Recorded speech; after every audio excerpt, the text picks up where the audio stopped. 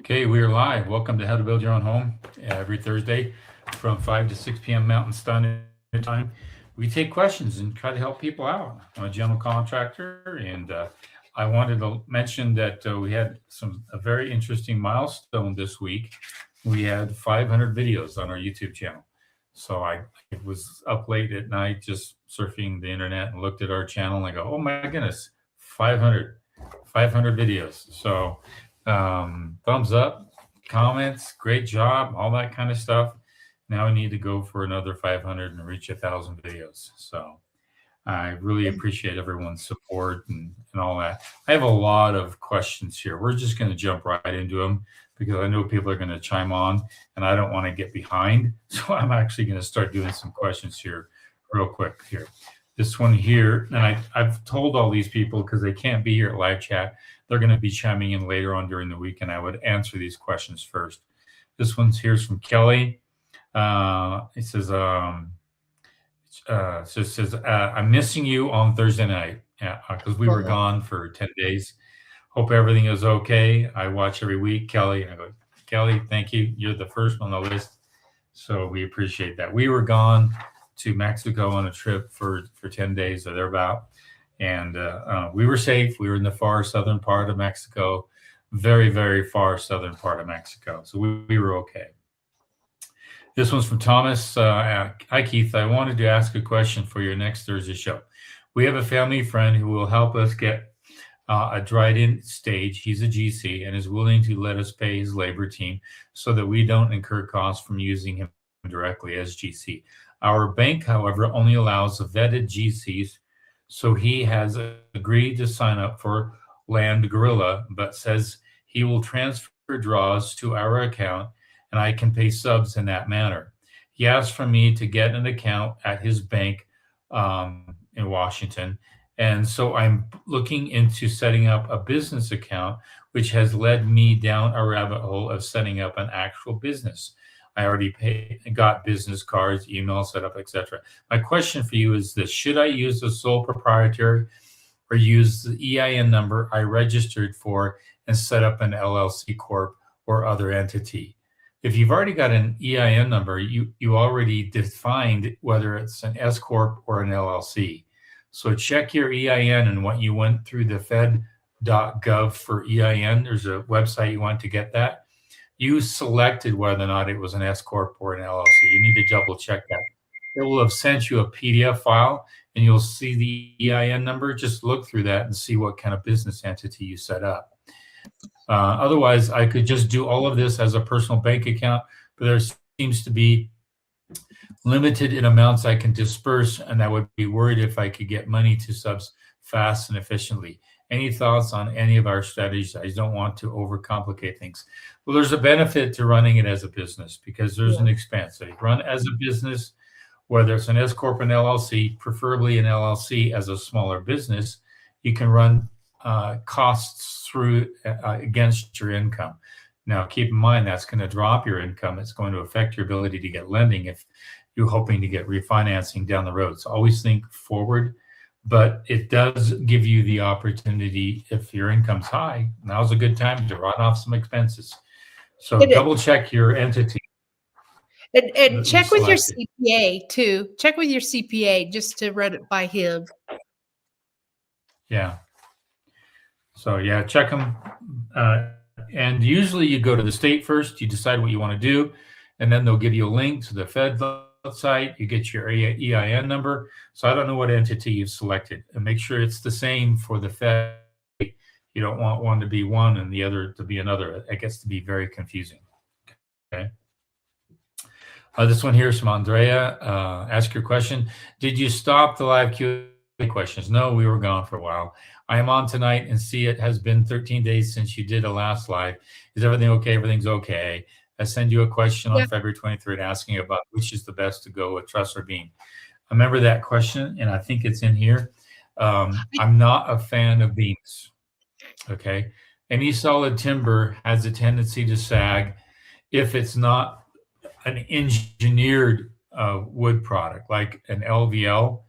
An An LVL is an engineered wood product. It's got strands and glue, and it's doing its thing, and it's very strong. But straight up timber doesn't have a capacity for that unless it's super oversized for what you need. And then it's hard to drill through, and you can't bring all your mechanical through it. That's why I love engineered floor joists, engineered floor trusses.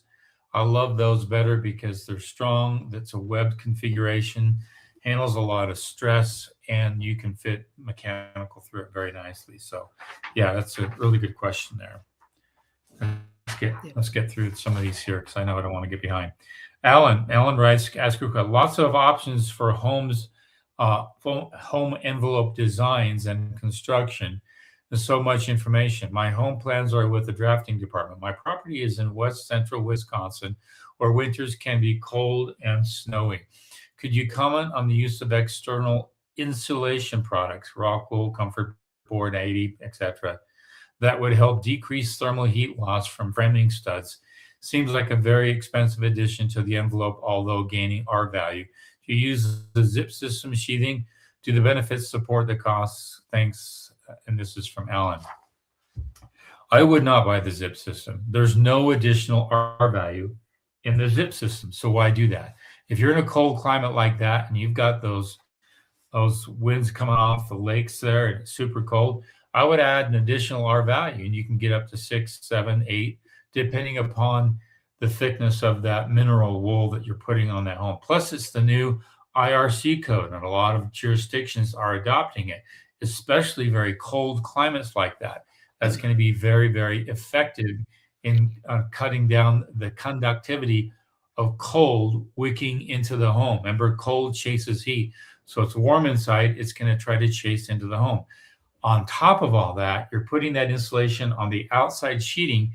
So that stud, if you've ever looked at thermal heating of homes, especially in the cold winter, it will show all the studs because wood is not a good insulator. It actually does conduct and wick cold from one side of the house to the other. When you put that insulation on the outside of that home, that's a thermal break. It's going to actually help or slow down or actually diminish any conductivity of cold to the inside of the home. It's a plus plus. It's something that would add incredible value to your home. So I just did a video on that. Check the video 2 or 3 videos ago where I'm actually putting it on a high mountain home with someone's trying to call me. That is about 1,000 feet high, and we get some really cold winters. So I'm very familiar with that. It would be a better investment than zip system. Trust me on that. Okay. This one's from John. When you have your plumber electrician come out to install underground piping. So when do you have your electrician and plumber come out and install underground piping? It depends on the phase you're in and the foundation you're doing. If it's a slab on grade, they will typically come out after the footing is poured, but before the slab is poured. And I don't like to do monolithic pours. A monolithic pour is where they do the footing and the whole slab all at once. I do a 2-pour. If your contractor is doing a monolithic slab and they're doing everything at once, that really is kind of hard because they've got to have bat boards up and everything, and they have to be perfect. They dig underneath there and they run their conduit and they run their sewer and everything, and they hit it just right. I like to do the footing first, have their boards come up, dig under the footing, get your sewer line, get all the other conduit and everything else in there perfectly aligned with the square, the walls and et cetera of the home. And that's my preference. But if it's a stem wall, same thing. If it's going to be a basement wall, same thing. You got to go underneath that footing. And sometimes you want to block that footing out. Talk with your plumber on this because you want to make sure you hit that elevation just right. I did a video several months back where we put a 6-inch, it was about an 8-inch piece of PVC pipe down inside the foundation wall of a stem wall. And it was down approximately where we best guessed. And so it gave 2 to 3 inches of play above and below that pipe. So the plumber can come in and actually run his pipe right through that without having to go all the way down below the footing. And we couldn't have gone below the footing because we didn't have the elevation because the septic was just beyond. So work with your plumber on that. And depending on the foundation you've got, your plumber is going to help set that elevation and exactly where they're going to come out of the foundation. Okay. Good question. This one here is from Elizabeth. She asks a question. We are looking to buy our dream property and start building. We are at crossroads on how to go about it. We have roughly 220 in equity in our current home. My wife needs to listen to this one because I think she'll have some insight on this one. Yeah. The property we are looking to buy is around 100 to 110,000 for 22 acres. Not a bad price for 22 acres. Yeah. Our plan was to pull equity to purchase the land outright. Then we would be taking 190,000 a loan on our appraised 310,000 house. Only issue we are having here is we would be going from a 2.7 interest rate to a 6 something rate on the home, on the equity of the home. So we obviously want to build soon, would probably purchase the land this way. This way be the best so we can use it to leverage home loan. Would need to sell this house so we don't have 2 loans.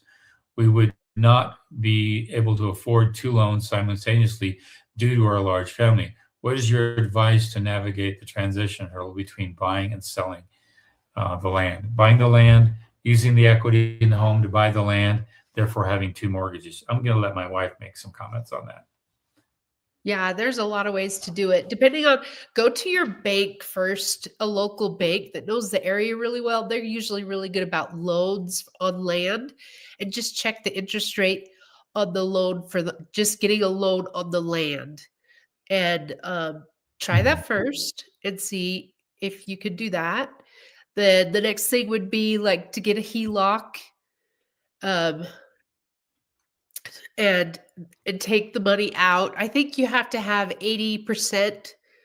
I think you have to 20% in there. So whatever your home value is, you have to have 20% still in there. So then there's a difference from your loan. So I think you said it was like 300,000.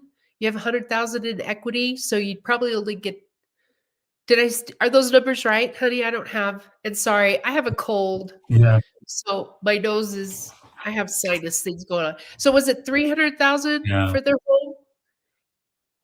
And how much their house was appraised at 310,000, and they wanted to be taking 190,000 loan from that 310,000. Okay, so just a third of it. Well, did they say they have a mortgage on the house? Yeah. Oh, I don't know if they had them. They obviously do, but they have a lot of equity that we're going to use as a HELOC, I would assume, to buy the lot. Yeah. So just know you have to leave 20%. They'll only give you a loan. So you have your loan already, and then you have to leave 20%. So that's really your equity in between there. That's how much they'll give you. Yeah. And I would try a HELOC first to get that. It's a variable rate, but that's what I would try. So you could keep your low interest rate and then have a HELOC that's variable and see if you have enough to buy the land that way. Because if you have that HELOC, that gives you a lot of flexibility. You can make a payment when you get a big lump sum and take it away. So, yeah. And then I did do a video a couple years ago because I had a client that was in the same situation. They wanted to build, but they had to sell. So the best route is sometimes just sell and find a cheap rental. And I've had one that got just a little townhome they rented while they saved and started building. So they had that money. And then they also got a little loan in case they went over their cash. And then I've had another one that just got an RV and stayed in their RV while they tried to build. It is the easier route because when you sell, then you know how much cash you actually have to invest into your home to build. If your market's good and it would sell pretty quick, that might be advantageous. If the market has a tank, which could be the case possibly this year, it would be hard to sell. So always talk to a realtor and find out what's the market really like. And if it's a seller's market, that's advantageous to you. You Well, don't want to even slip into a buyer's market. yeah, even our area, we've slipped into a buyer's market, but I would still tell somebody to sell at this time because it hasn't totally crashed like 2008. Right. So, yeah, I would sell, and if you have to, just rent something tiny while you build. Okay. Here's the last question. This person already emailed me back and they got the answer, but I'm going to read it because it's kind of interesting. I'm looking for some peel and stick underlayment for my roof. Thinking Sharkin Ultra SA or Wipe 300. It seems no one can get it in Las Vegas. Do you have any other options for underlayment?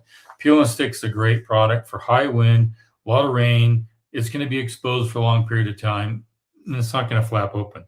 But you can't get it in Vegas because the heat down there is pretty brutal on that stuff. You really can't walk on it during the day because it will just slide. It would just peel and stick has got some rubber on one side with some sticky material, and you just peel it and put it right on the roof with a couple of thumb taps. And so in the heat down there, it could be so hot that it makes it cost prohibitive because you can't get up there to do anything else, put trim, stucco on a sidewall, all that kind of stuff. So they don't use it down there, but in the colder climates they do. And so he probably came up here or some other location to get it. But I love ice and water shield. I put it in my high mountain home builds that I do. All of my homes have that 100% on the homes.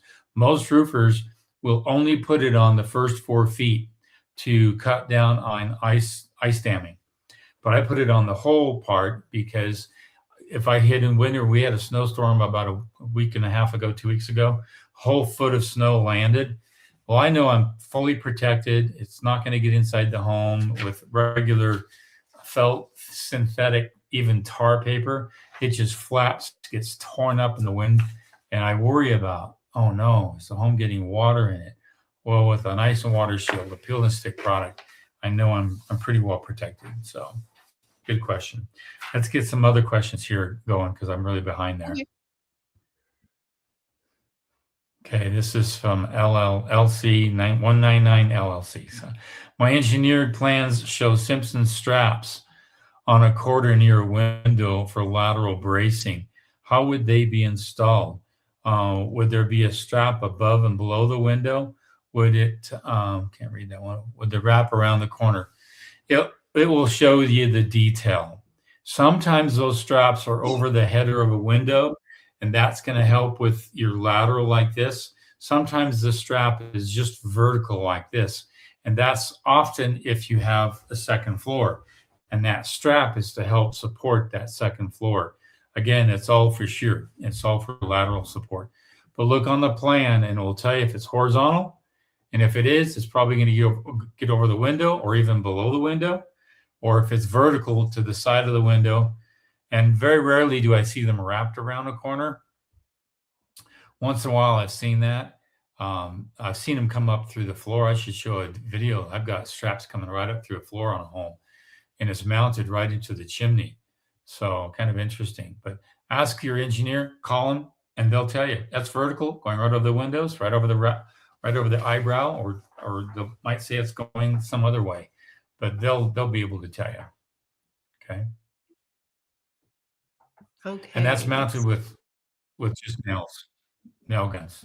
There's holes in the straps, and there's nails for all those holes. Okay, and there's Tico nails or a longer regular framing nail. Hey, Melissa Keith, thoughts on subs not allowing you to buy materials and not itemizing bid? Seems common around here. Again, let us know where you are building. Yeah, there's reasons for that. Some subs, think of it this way. If you are a restaurateur, okay, and you buy your meat, fish, and everything from some location, in your restaurant, do you do a markup on the material, having to get it, how to store it, how to freeze it, how to refrigerate it, all that kind of stuff?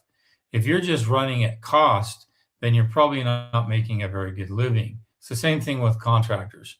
If they start selling you everything at cost their cost, then that could be a downfall. Now, for them as a business owner, let me just tell you the nitty and gritty of it. I have accounts at just about every supply house in my local area. I'll get 3% here, I'll get 10% there, I'll get 6% there.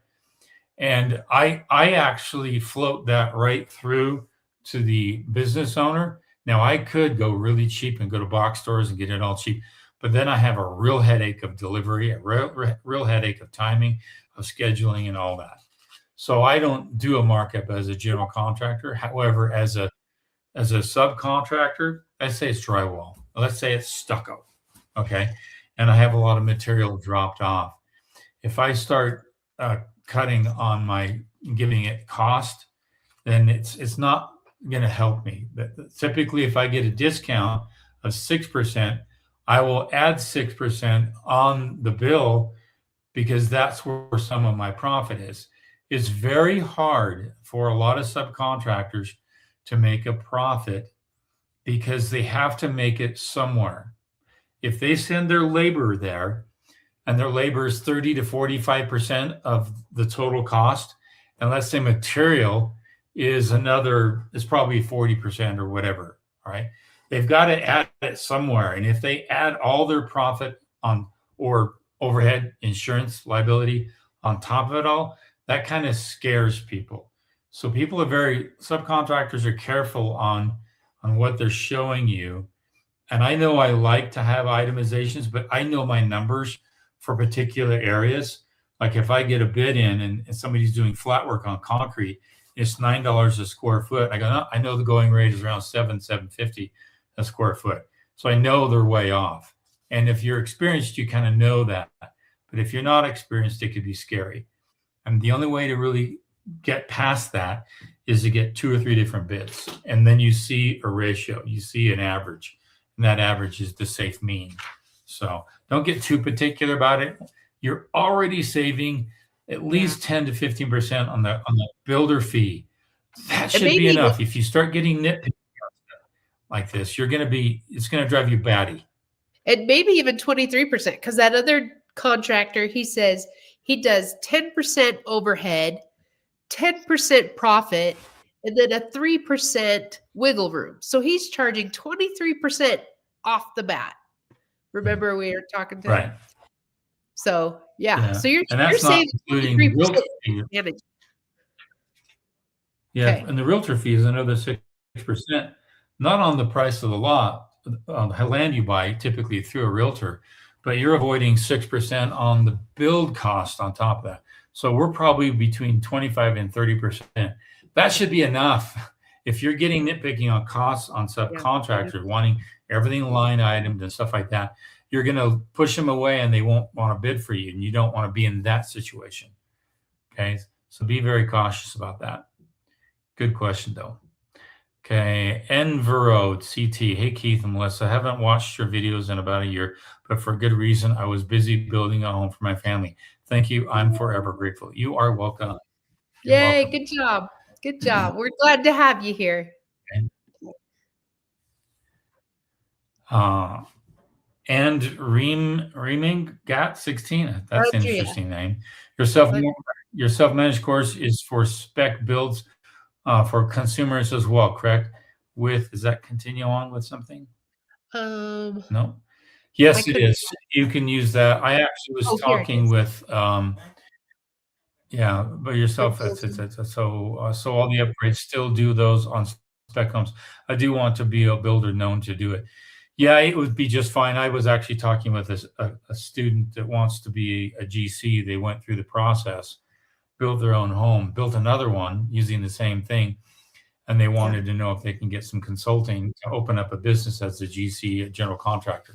I go, it's all pretty much the same thing. So it's a great program. You'd be very, very helpful to get into it. Looking to build a 2,600 square foot home on 4-foot crawl space foundation. Do you think that $150K be enough to cover foundation, framing, and roofing?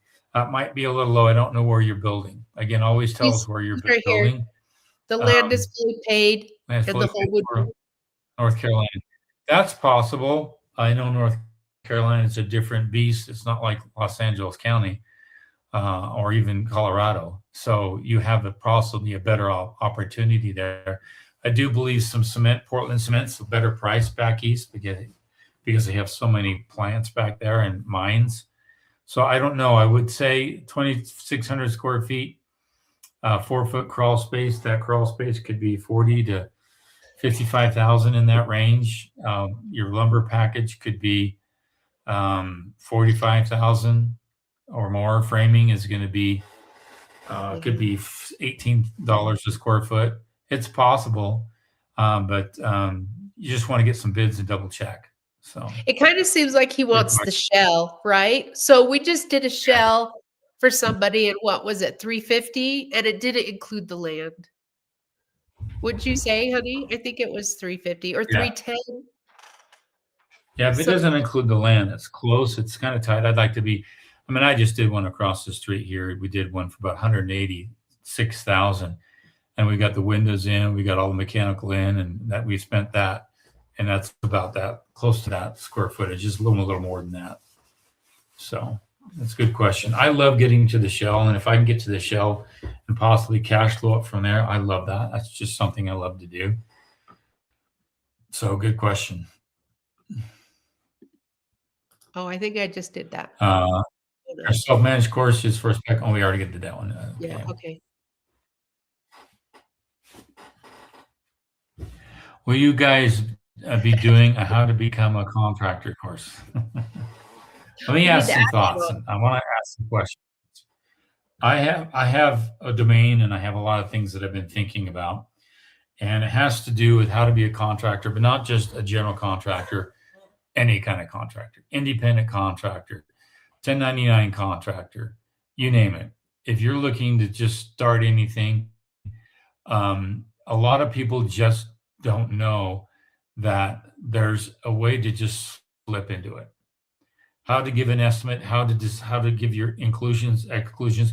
I was talking with my accountant this morning, and she asked me a question. She says, Keith, I need some advice. I've got a client and he builds stairs, and he's been running into a problem where he gives an estimate, does the work, but finds out he runs into hiccups or overages and costs.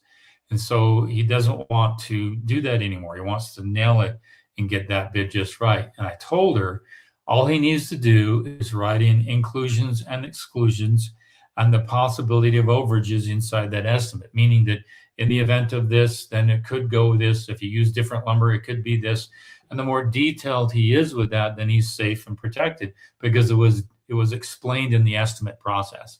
I've gotten estimates from people that's a text and total cost, no description, no nothing. That's just how they operate. But he was finding to be a little bit over a little under on his estimates. Well, long story short is I wanted to just get into a website, a whole different YouTube channel that says how to be a contractor on anything. And then they would go to a platform, a website, and they say, you could be a plumber. Well, I've got hundreds of bids from plumbers, and I would tap into this whole community and say, hey, send me your best bids on plumbing. And then I would pull from those and I'd say, well, here's a great template. If you want to be a builder, here's a great template. And here's a lot of other factors and things and networking and all that kind of stuff. So the only way I could do this with a whole nother channel is I tap into the resources of all my students. And I've been collecting a lot of really interesting bids and really good top-notch contractors and pocketing them away so that they could do this. And I could do this for an artist, or I could do this for just about anybody. You could be a consultant for speech therapy. I don't care what it is. Nobody is out there helping just the concept of starting a business. It's not out there, and people overcomplicate it. And because they overcomplicate it, they scare people. And we need more competition. We need more people in business because that makes us a better country, a better community. More competition actually pushes more of us to be better at what we do. And so I'm thinking about that. I'm just like on the edge of making that happen. I got the domain. I got everything ready. I just haven't launched it yet. So I'm thinking. Okay. Thank you for that. I Hi, just Ron wanted to, Kai here. yeah, Again. Yeah. Hello. yeah, I want to say hi. Hi. He's chugging Yeah. along in our Discord. He's always good to help out. We love you, Kai. Yeah. I'm in Denver, Colorado. Our plumber recommends using water to pressurize the pipes for rough inspection instead of air due to the house size. Yeah, but just going. watch out for freezing. So I'm They're concerned about free- freezing since we don't have heat yet and need to pass through inspection to insulate and turn on the heat. What do you recommend? Well, the air would get you a higher PSI strength, and it would actually show that, yeah, it's even holding better. The water is just a headwater pressure test. So they go up on the roof, fill up the pipes, plug it at the bottom down by where it's leaving the home. And then all you have is a certain headwater pressure test. But the neat thing is you can actually put some dye in there and see if it's coming out anywhere inside the home. An air pressure test, you have to let it hold for a certain number of hours and see that that needle doesn't move at all. That's what you do for gas. Gas line's going to have a pressure gauge on it, and it's going to make sure it's going to hold for 24 hours. And that's going to be a higher PSI than you would ever see in that pipe once gas is inside there. So it's kind of overkill. But yeah, water's fine. You just got to watch out for freezing. That's all. And you can see if it's leaking somewhere. And if that's his preference, fine. He's taking responsibility for it. If it does freeze, that's his responsibility. So just watch out for that and keep an eye out for it. I do air pressure tests where I'm at because it gets way too cold at night, but we're moving into a situation where we can actually avoid that. But for the past two that I've had, they've been air pressure tests. So let him do what he needs to do and let him take responsibility for that. Okay. I have one more question here. Have you used a Hagen vents for air intake before? If so, what are your thoughts on them? I don't know. I need to research that. I'm going to do a screenshot of that. Give me a second. I'll do a screenshot. Come. There we are. I'll have to research that. It's on my desktop to look at. Air intake vents, as long as they're screened right for fire, there's a particular grit factor or grade. What do you call it? Just a shield to keep embers from coming in for a fire. And if it's on the roof, then it should be rated that Class A WUI fire rated. So you don't want embers coming in inside your roof. That's the only thing I'd watch out for intake air vents. I've just installed one for a sauna on a home, and it had kind of a simple grade on it. You want to avoid, like in my jurisdiction, they want to avoid hornets and bees from getting inside the home and building up a nest inside there. And so they keep that kind of an animal out. But I want to go even further to keep embers from getting inside, because if you've got a vent going inside an attic per se, and you've got an ember that can get sucked up into that vent and then start burning inside your attic, that's not good. So check that rating. I do have that rating on my website, or in the actual program. It's in the building a home that's Class A fire rated. I have that uploaded. It's in the self-managed package. So double check there. You'll see it's either in the download section or it's in the general checklist section. I forget where I put it, but it's there. Okay, good question. Keith, what would you recommend credit cards to get materials? I'm kind of stuck there. Really, really good question. I use just a regular Visa card. I'm not a fan of American Express, but a regular Visa card, and just shop around. Find out which ones will, and you can get credit cards that give you 0% interest or 1% for a certain amount of time, 6 months or whatever, and then just roll it over, pay that off with another card, and you can actually do this with no interest. I've seen a lot A lot of people do that. You can also get box stores. The first time you purchase at a box store, they'll give you a certain amount off plus $100 or whatever, but you have to buy everything that you want to buy that day. And then when you do buy, you can buy in bulk and get a pro card or pro account. And then that pro account, like I have on my phone here, I don't know if I can show you this, just at one box store, and I can open it up, and I have $150 in pro account numbers. So I'm actually going to convert those into gift cards, and I'll give that to my daughter. She's building a house right now, so I said you can have it, use that for your home. So box stores are great for that. Some of the lumber yards and other supply houses, they don't offer stuff like that. Some do. One of them I purchased from, they give vacations to a lot of their top builders. My daughter was trying to win a vacation, and so I don't know if we won one yet, but just search around and research and find out, read the fine print, how long it's going to be at 0% and what it's going to jump to after that. And the neat thing is when you get a card, pay it off, that's going to improve your credit rating because you're buying in big chunks amount, you're paying things off, and that's going to be very, very helpful for your credit down the road. So, but I couldn't tell you which ones to get. Talk to your bank. Go to your bank and find out. Good question. Okay, Brady, remember to hit the thumbs up to show your appreciation for all the great info. Yes, thanks, Brady. Appreciate that. If you get the Lowe's Pro card, they will also get you 5% of the purchase. However, box store is often more expensive than builder supplies. It is. It didn't used to be that way, but we just had a bid for lumber from a box store, and then we got a bid from a supply house or a lumber yard. The lumber yard was more. They called us back and says, "I'll tell you what, send us the bid from the box store and let's see if we can match it." They did not match it. They beat it by several $1,000s. And that's what I mentioned in the market update. Right now, the market is soft. Right now, the building permit issues are down. Building has slowed. It's down to a trickle in a lot of areas. What does that mean for you as an owner builder? It means it's a prime opportunity to build now, and everyone's being competitive to grab that business, and quality is going to rise to the top.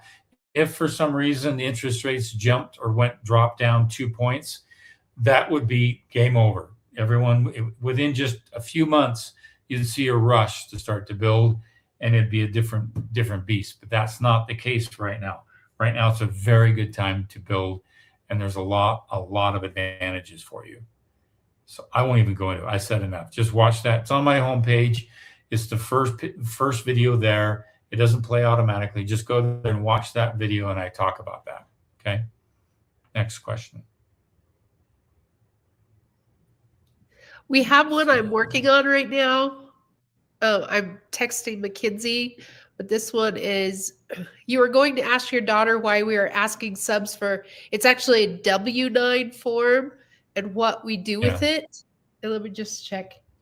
She's texting me right now. Yes, the W-9 is the tracking of either your EIN number or your social number. So when you pay somebody on their business, so when you pay somebody, that has to be applied to a social or to an EIN number. That's what that's for. It helps the IRS track who's getting paid and all that. And you just can't give a check to somebody in the name of Joe Blow. How does the IRS track that for tax purposes? They can't. So when you report it on, what's that? For $600. I think that the limit is like $600. You can pay somebody $600 and you don't need a W-9. Right. And so it helps you too, because if you're not tracking all that information, then you could be looked at. It could be audited. Hey, you're giving all this money to here. Who is this? Is this a shadow person or what? And so it's just being above par, showing, being very accurate. I have to be very accurate with myself. If I'm not accurate, then I'm in. Yeah, this is Go what ahead. she's written so far. She's still typing. She says it's for tax purposes each year. Subcontractors aren't my employees and don't get a W-2 from me, so they get a 1099. And to get a 1099 from me, I require a W-9. And she's still typing, so I'll let you know what Yeah. else she says. Does that make sense? Mm-hmm. Okay, Very let's good see. question. Oh, Brady also said something here. When you hire a sub, ask for their W-9 along with insurance cert Yep, and yep. keep them. When you do taxes, use the W-9 for building out the sub's info on 1099s you send out. Yeah. And don't get scared by this. If you have a bookkeeper that you want to Yeah. hire during the course of the build, they should be able to help you out, and you just give them the draws. They'll go cut the checks and make sure they've got insurance, W-9s, all that. And they will record all that properly in QuickBooks or whatever other platform you're using.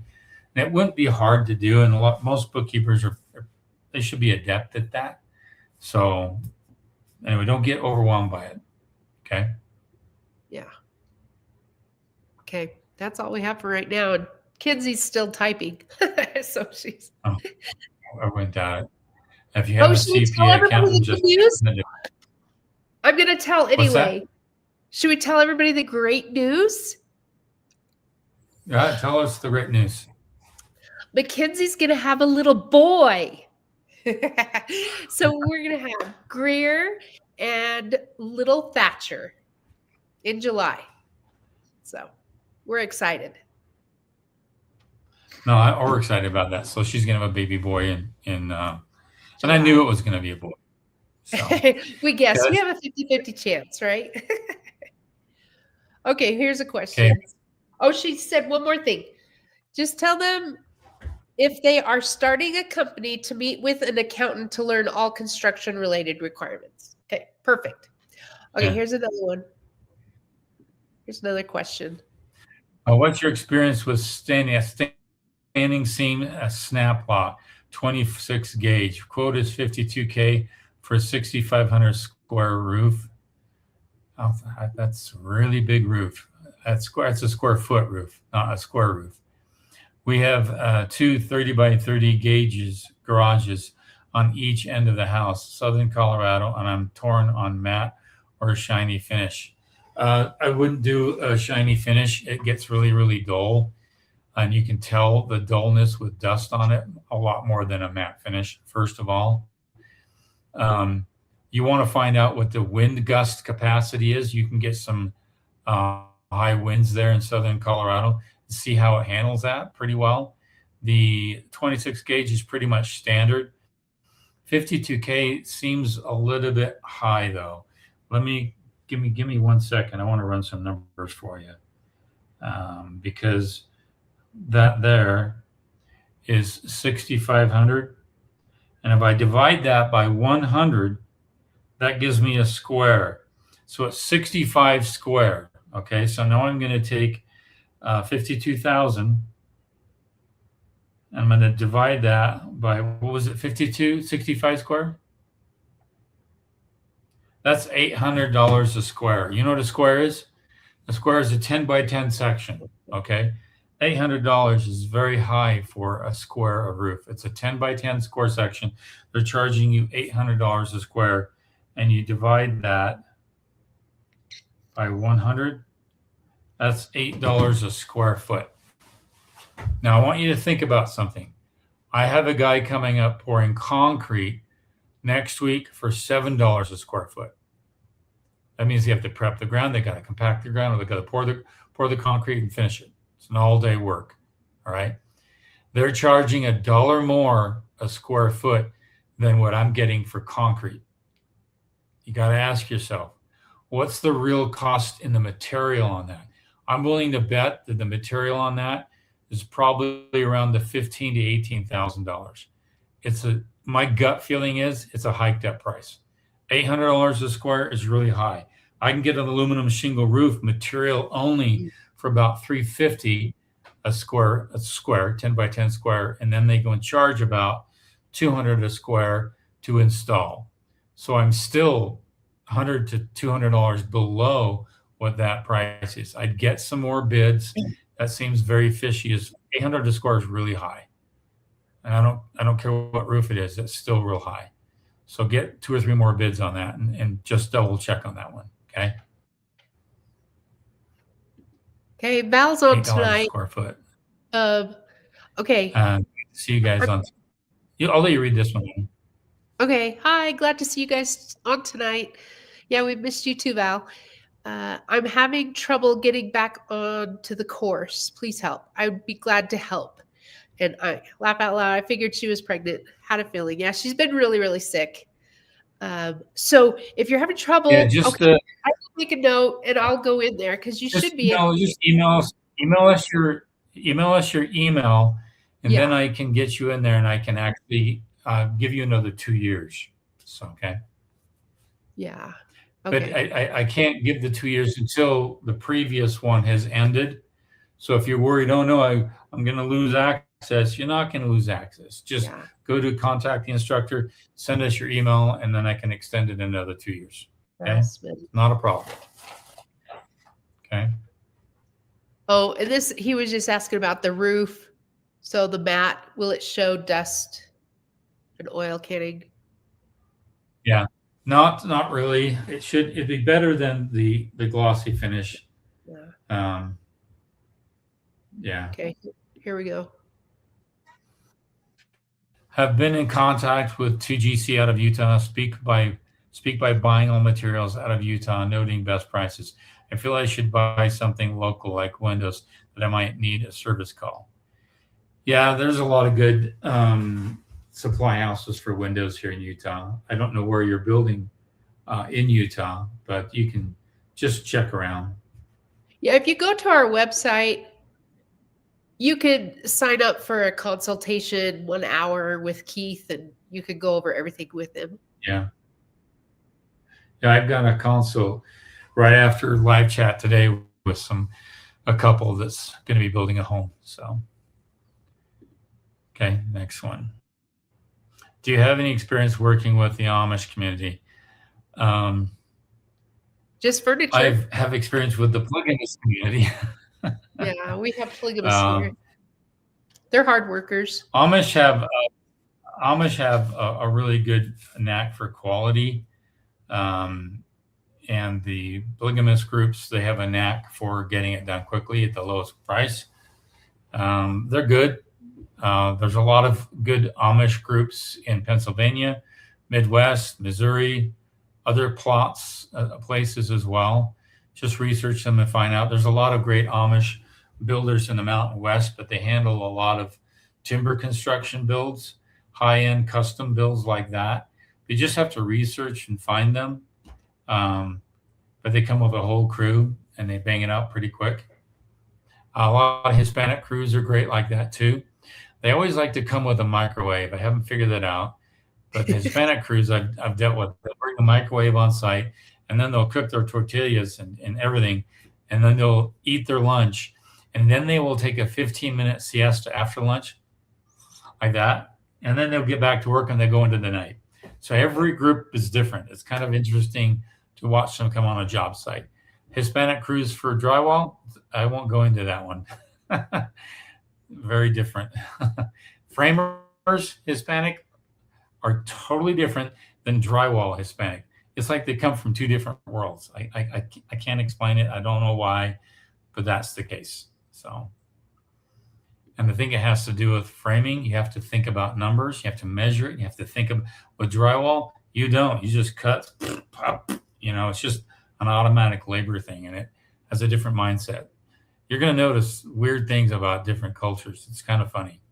Hey, Keith, so we ordered our windows for our new construction home 3 months ago. Someone in our supply house messed up the order, got fired for it, and we are now still waiting on windows to be. I feel your pain. Delivered. Have you ever held a supply house accountable for holding up construction like this, either to give us a discount on our materials to compensate for the daily interest? Ask them to install the windows for you. All right, since they hold you up and you had a price point for your framer to install those, or you're going to install them, ask them to sell them. I just did that on a window order. The guy that did the order on them, he ended up quitting that company. I called the company. They came up and measured everything. 8 windows were not measured right. Some of them were so far out it would have been silly. So they hurried and got the windows measured correctly, and we get them next week. But we ordered them back in October of last year, and we're getting them next week. I've got a home that's been sitting there waiting for a while for windows. So I negotiated a couple things. You're going to do this and you're going to do that. And it took a little ease off my framer because I don't like to hold out several grand on his account till windows get there. So the manufacturer is going to install the big ones. So it takes off the pressure on my framer, and I put it back on the source that kind of created the problem in the first place. So negotiate something if you can. Okay. This is the mom, Pearl. Yes. No, she's not starting Not a business. starting a business, building your own program. Chance. Thanks you all. W9. Yep. Okay. Yep. We're going to say hello to Leon. Hello, this is Leon from Chicago, Illinois. I think I know this person. I'm not sure. I was dealing with a family in Chicago, and I don't know if that's the same family. This is from MP. I will build in SVR, Wyoming, South. I don't know where that is. 2 contractors out of Utah want to buy all materials and they're local. I think I should buy windows local to have loyalty for possible service calls. Yeah, you're going to find that in Wyoming. It's so spread out. There's not much population. The only population in Wyoming is in Jackson Hole, really. But even in Jackson Hole, I know that a lot of the builders, they actually hike in their subcontractors from Salt Lake, and they bring them from south of their state and hike them all in because the cost of living is so through the roof that you can't afford to build there. You have to maybe even camp out in your truck and then hopefully get some work done and then haul back home in that particular area. But Wyoming is one of those areas that it's either so expensive or it's so sprawled, so rural that you have to get talent from outside. And a lot of people from Utah actually go up to Wyoming to build. My brother-in-law's building up there in Jackson Hole, and I've learned a lot from him. So, yeah, prayers to you. That's going to be a challenge, but you can do it. I believe you can. Okay, I just wanted to say thanks for doing these sessions. And ADU finished a year ago. Now is a wonderful space. Thanks to the insights from these sessions, the website, and a lot of your other content. Great. You're welcome, Francis. I appreciate it. Thank you. Okay. I never saw that it is on what website consult, what that is. The consult call. I do a 1-hour consult. I have a full-on consultation package.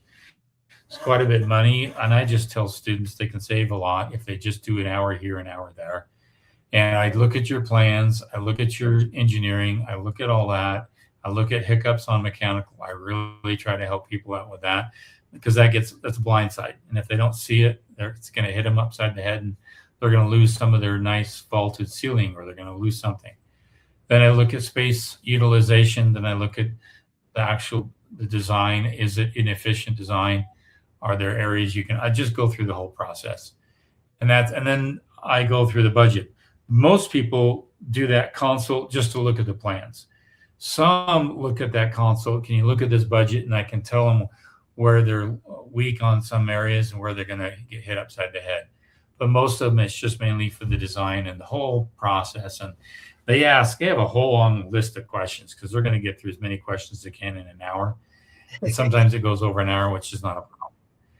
But that consult's very, very helpful. So, and you can request one through the website, and you can email me, message the instructor, and then I can give you a form, and you can fill out the form, and you can make a payment through Venmo, and we can schedule it and have some fun. Okay. Any other questions here? We're running out of time here. Microwave is for lunch. Everything. And he had one that says microwaves for lunch. Yeah, that was Brady. You're right. Let's see. I don't Why know what build this down to one. code when you can do much better for a little more? Yeah, you're talking my talk. If you build bare bones, and it's so easy just to add a couple things on a home, it's so much better for the home over the long haul. Okay. So here's, yeah, know any roofer installer Uh, who would come to knowing us? roof installer who would come to us with quotes $60 to $70. No, I think that was I don't up know where you here. are. He was talking about it was like too high. That conversation where it was too high. Yeah. Sorry, I'm trying to find it. Quote 60. I'm not sure what 1670 would be. Do you mean 600 and 700, or do you mean, I don't know what you mean by that. 60,000. I'm looking. I'm looking. And what state? I'm And going always back. let us know your state It's the where you're one located. that the matte or the shiny. Let's see here. Where is Oh, he? yeah. This one. I He was don't asking. know. I don't know where you are located.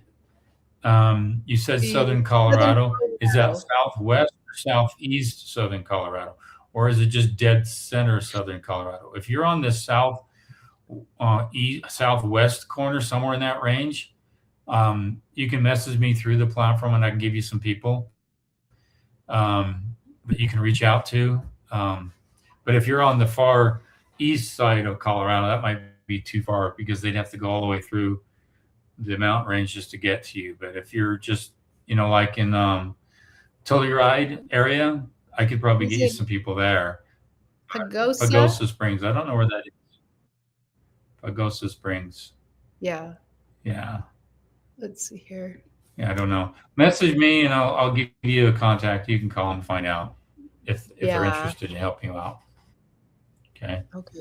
Sorry, I was. Okay. Any other questions here? Okay, a passive house costs about 3 to 10% more, and you get a legacy home with the best building science. Correct. This home is a passive home. All my windows are facing south. I get the sunrise this way, and I get sun all that during the day. I don't have to have the heat on at all during the day, and it could be super cold outside. My temperature will get up to about 75 to 78 degrees inside the home because I'm capturing the sun all day long. And then when the sun goes down, the heat doesn't kick on until 2-3 hours later. That's called a passive home. Passive solar meaning I'm allowing the sun to passively come into the home, heat up the floors, heat up the couches. There's a place over there where our dog lays down where it's nice and warm, and that's called a passive solar home. So, if you're in a cold climate and you're not using passive solar techniques, you're losing out seriously. And you have to really think about this. In the Southwest, it's just as important because you don't want that excess of heat into the home. So think about how the home lays out, how the sun moves across the sky, how it's going to affect your home. Should you have an extra deep eave to keep out that heat during hot summers? I don't know. There's all these things to think about. And I've got a 3-part series on building science that touches a lot of this, how to orient your house on your home site. So good question. Okay. Um, We just have I'm going to, LC I'm probably 1991. going to need help getting back into the course. Yeah, just email us, message the instructor, and make sure you give us the email that you use to log in, and you should be just fine. Okay, I think we're done here. I think we had from Matt. Thanks for all your help and what you help us out. Our pleasure. Our pleasure. Thank you. Thumbs up. Leave a comment. We appreciate that. We'll be here next week from 5 to 6 p.m. Mountain Standard Time, and have your questions ready. And if you're not going to be here, we have hundreds of people that come up and watch this live chat. You can go contact the instructor, leave a question. It comes to me through email, and I print them up. So I will answer the question as best I can.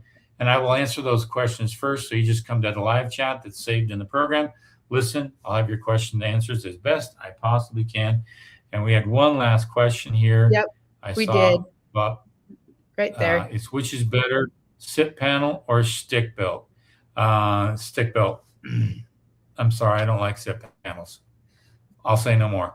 You guys have a good weekend, and we'll see you guys next week. Okay, see ya.